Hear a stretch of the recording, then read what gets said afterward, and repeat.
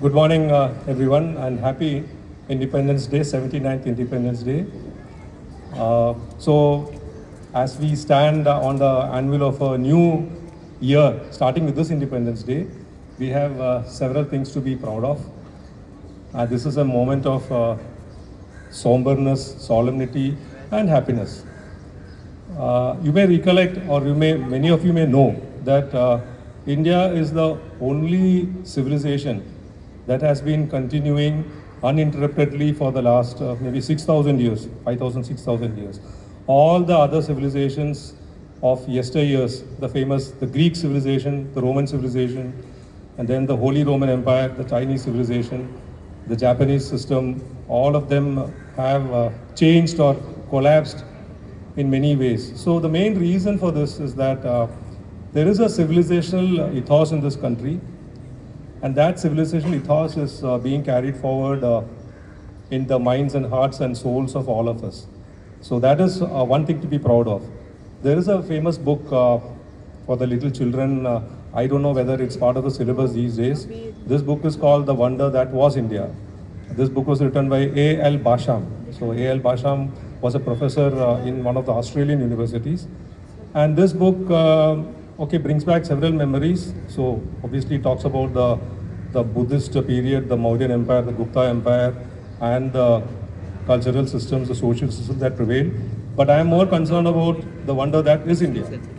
Because after independence, India continues to hypnotize and mesmerize and amaze the world in many ways. Firstly, we must understand that certain countries which were set up on the basis of a particular religion or a particular philosophy, many of them are, in fact, some of them actually came into existence after India got independence.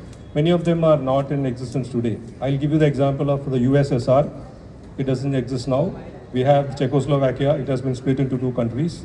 We have Yugoslavia, split into four countries. We have Pakistan. So there are many other examples of countries which have been given, or which have attained independence, and then they do not exist. So in India, instead of losing territory, we have only gained territory. So Sikkim was annexed or voluntarily joined the Indian Union, and then we also have Goa as an addition. So we have not lost significant territory. We have only enhanced our territory. Secondly, India is a functioning democracy. And despite all our differences, distinctions, we have a kaleidoscopic variety of languages and cultures and systems. Despite all that, there is some kind of a united or unifying thread that runs through the country. So it has been going on for some time.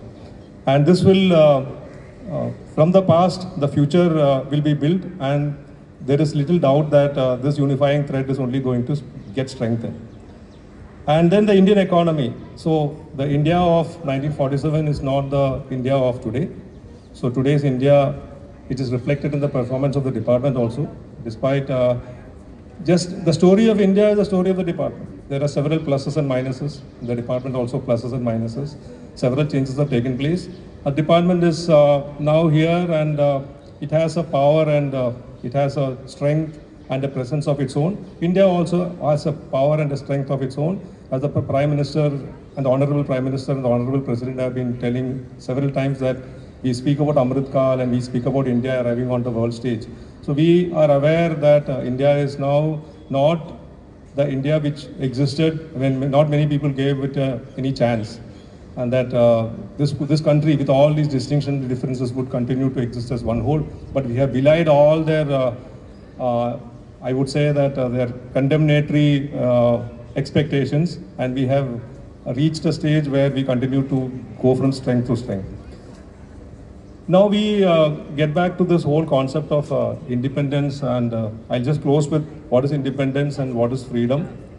So these are two different words. Independent means, what is independence from children?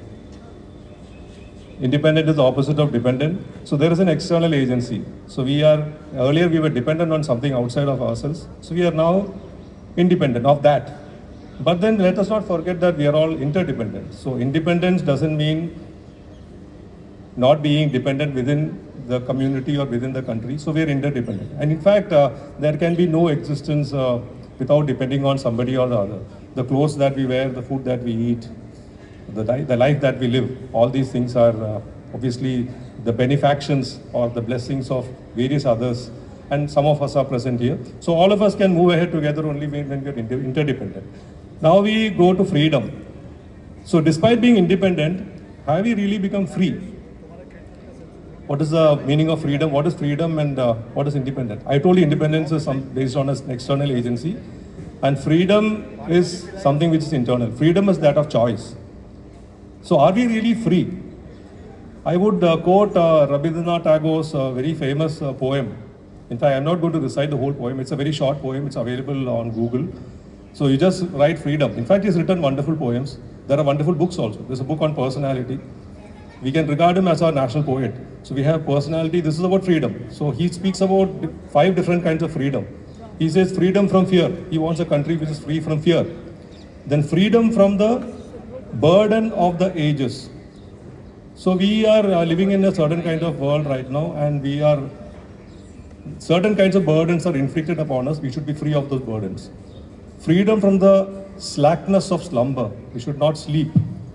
Freedom from the anarchy of destiny. So we are all, most of us actually have a sense of destiny. We feel, rightly or wrongly, we go to astrologers, we believe in horoscopes, or maybe we feel that tomorrow I will be promoted as PCIT or CCIT or member or whatever. So all of us seem to have a strong sense of destiny. So that creates its own anarchy. So freedom from the anarchy of destiny, and finally freedom from the insult of living in a puppet's world.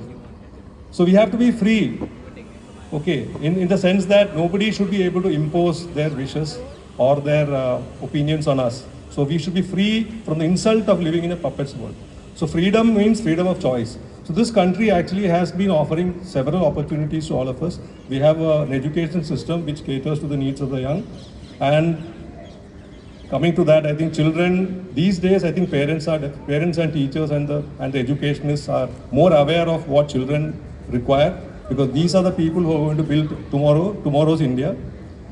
And for that, they are given the freedom of choice to pursue careers. We see that several changes are taking place in the country, and multiple careers are opening up, not only in the sciences. So we have an artificial tendency to distinguish humanities from the sciences and compare them and say that humanities are inferior and sciences are superior. Not necessarily so.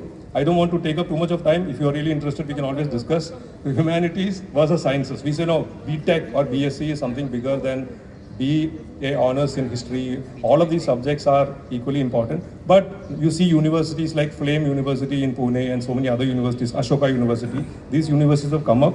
So there is freedom of choice. Even in sciences and technologies, there are several new movements taking place. I will mention 3. We have artificial intelligence and machine learning. We have virtual digital assets, bitcoins, and we have quantum computing and the quantum world. So these are things which are taking place, and India is at the forefront of all of that. As far as the department is concerned, the department and its officers and their families, all of us have been given this wonderful campus and this building. In fact, I spoke about destiny. I was not very sure, or I was not at all a person who was Bombay centric or Bombay inclined. For some reason, they have posted me in Bombay, and for some other reason, I think this is the anarchy of destiny or the tyranny of destiny. So I am here addressing you all as the chief guest. So this also was destined.